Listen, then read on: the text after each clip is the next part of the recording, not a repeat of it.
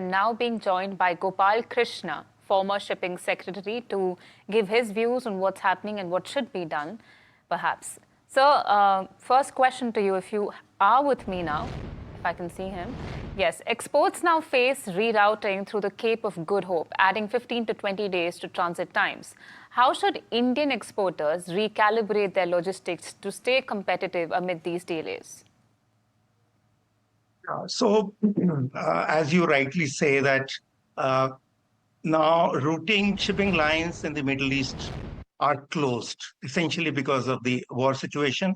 And insurance covers have been now withdrawn by Lloyds and all the reinsurers, insurers. So it's not practically impossible to use that routes. The costing is less important in international shipping. What is more important is the availability, market supply, demand meeting up.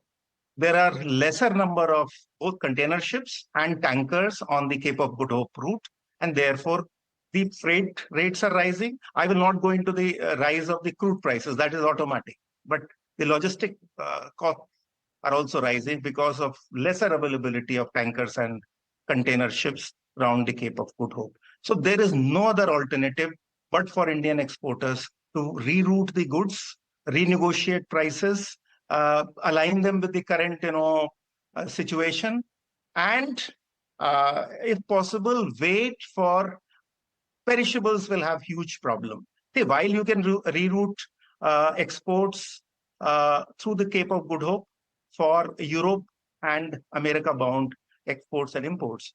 But what about huge amount of exports that we do to Middle East itself?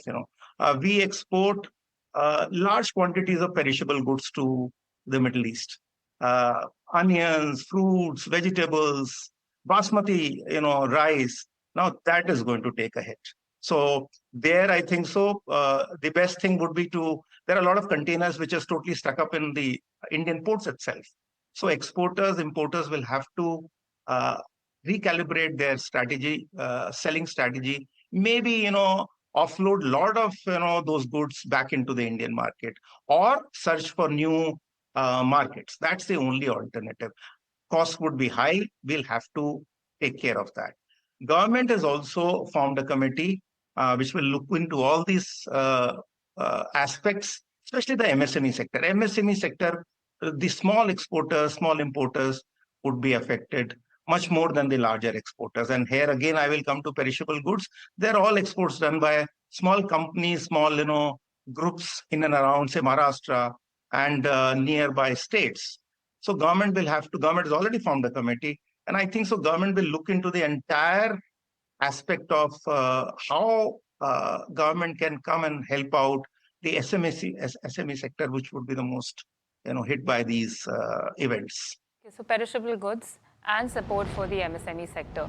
Mr. Yes. Krishna, with major lines like CMA, CGM, and Maersk suspending Suez transits, what role can India or Indian ports like Mundra or Navasheva play to mitigate these disruptions? Do we have any strategic advantage with our location?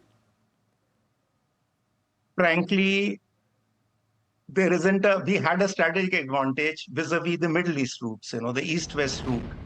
But there is no specific advantage with the Cape of Good Hope route. It has to be taken, a longer route has to be taken. It will take extra time. It will involve day by day we are finding that the freight rates are increasing, and therefore that will happen. But good thing is that the effect is very much limited to some goods. All goods are not affected. Goods that we directly import from the Middle East, and I will take out the oil aspect of it, crude oil and the petroleum products. Gas would get affected. But crude oil and petroleum products, India has got a reserve of close to 2 months. And this is without taking into account the strategic reserves. Our strategic reserves are also of about 55 days. So both put together, we can very well sustain the situation for the next, 5-6 months, which is a pretty long time. And we all hope that hostilities and this war-like situation would be resolved in the next, 1 month, 6 weeks, 2 months at the least. at the most. And of course, the Gas, hope would be. certainly we have to find out new So, markets for Mr. gas. Krishna, the hope definitely would be that the buffer for 6 months is enough. But to what Yeah. extent could operations at strategic assets like the Chabahar port be jeopardized, and what diplomatic or logistical backstops should India prepare for in the interim? So, see, Chabahar port was affected for quite a long time because it was sanctions were already there. Talks were on with the US government to lift that sanctions. India, uh, anyhow, it was not using Chabahar port to the full use. We were still not using that route for the middle for the Central Asia countries. That Chabahar port was largely used for Afghanistan. So that route is certainly closed. There is no doubt about it.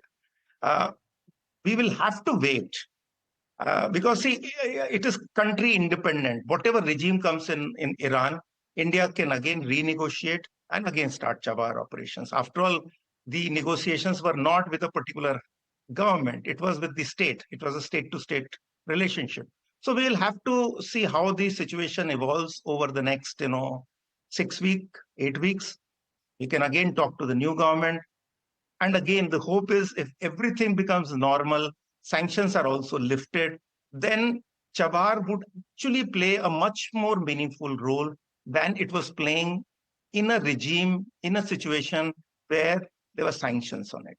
We were not able to actually. I know we started the the purchase of machinery, the cranes, and other machinery for Chabahar from 19, but up to 3-4 years, we could not install all the cranes because of the sanctions. And it took a lot of time. So we hope that situation would be such that the operations would be absolutely normal, as if we are doing operations in any other port worldwide. All right. So I see that Chabahar port is more important and can also increase its importance, perhaps if the situation were to improve and sanctions were to completely come off. But Mr. Krishna, what contingency frameworks should India adopt if Iran follows through on its repeated threat to close the Strait of Hormuz, through which India, of course, passes and takes a lot of oil. About 2/3 of our consumption is dependent on that strait. So if there were to be a further blockade or an official blockade in the coming months, how could it affect India? And also, more than the effect, what should our contingency plan be? Yeah, so Malika, you know that uh, it's been now 2.5, 3 months that Venezuelan oil has opened up uh, for India, and India is already started getting Venezuelan oil. We already have a deal with USA to take US gas and US oil. So our contingency plans are, I think so, were already in place for the last 2-3 months with substantial increase in Venezuelan oil. Last month, if you see the month of February, our imports from Russia were the highest, the second highest from Saudi Arabia. So if you see, our basket of oil imports is still pretty well diversified. We are importing from Southern America. We are importing from Russia. Yes, the Middle East will take a hit because Iraq, Iran, all these countries will not be able to supply oil, but we'll have to manage with our strategic reserves and wait for the situation to turn normal. Okay. Because oil is not a commodity which is available everywhere. So we have to perforce bank on USA, Venezuela, and Russia. Right. Thank you, Mr. Krishna, for getting us your views on this important matter. And as you said, we will have to wait and see how the situation unfolds. Until then, perhaps depend on our strategic reserves. Thank you. Thank you very much. Wish the viewers a very colorful and happy Holi. We wish you the same, sir. Thank you so much for joining. And